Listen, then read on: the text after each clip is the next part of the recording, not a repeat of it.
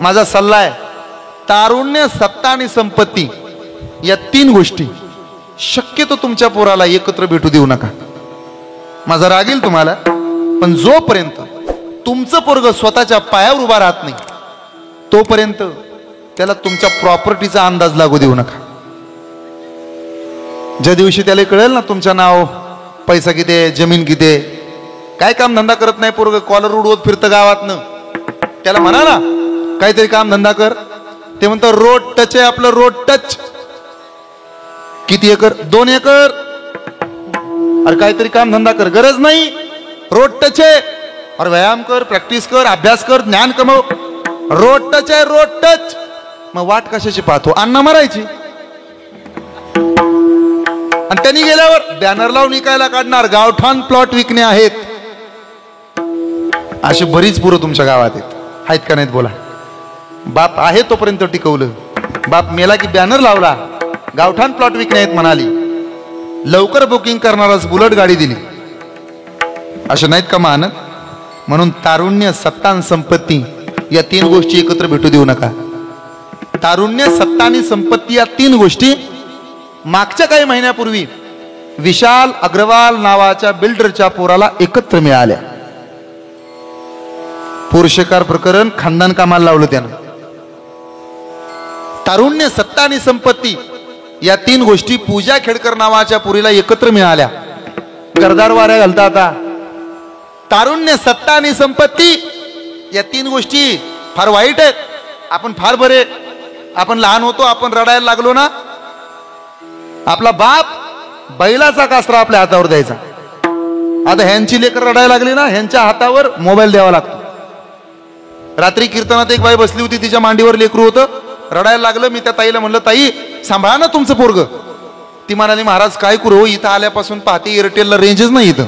म्हणलं मंडपावर जाऊन बस, म्हणजे जमाना बदलला. गेल्या 10 वर्षापूर्वीचा काळ आठवा.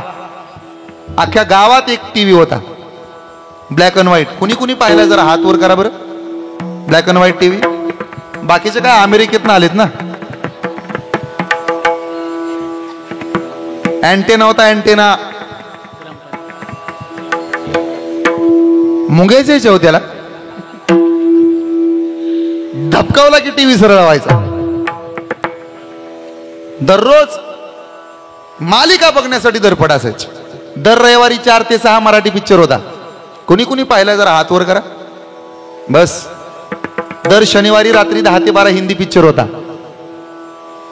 दुसऱ्याचा बांध फोडणाऱ्यांसाठी आप भीती होती. तपास करायला सीआयडी सुराग होता. बाया बापड्यांसाठी जय गंगा मैया होती.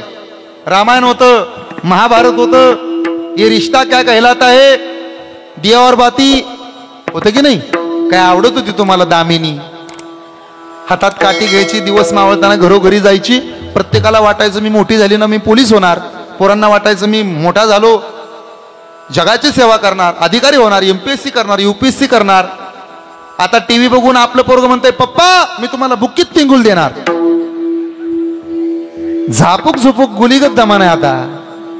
रात्री मला कीर्तनात एक जण म्हणे, महाराज कीर्तन कसं झापूक झुपूक झालं पाहिजे. अरे बापाला बच्चा म्हणणारी लेकरं जन्माला घातली तुम्ही.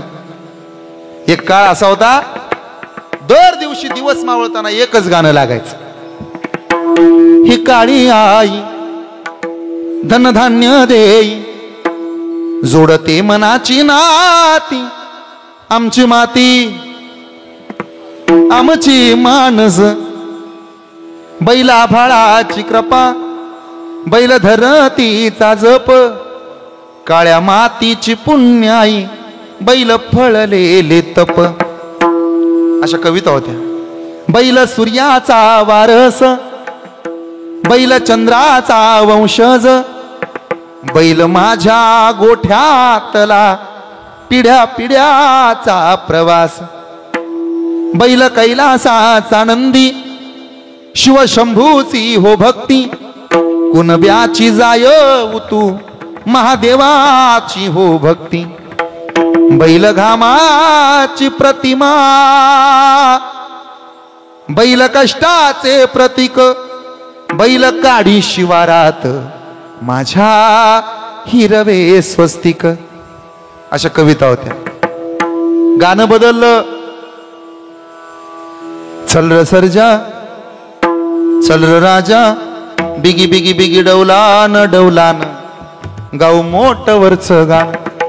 2 वर्षानंतर गाणं बदलून गाणं आलं. माझ्या बैलाच वशिंड जशी महादेवाची पिंड, आमच्या दुनियेची दौलत न्यारीन जोडी बैलाची. 2 वर्षात गाणं बदललं. काळ्या मातीत मातीत ते पण चालते, ती पण चालते. आम्ही ठाकर ठाकर या रानाची पाखर, आम्ही ठाकर ठाकर ठाकर या रानाची पाखर पाखर. आणि आताची पोरं गाणं म्हणतात पाटलाचा. दिलात काय होते रे पोरानो? दिलात बदलला का?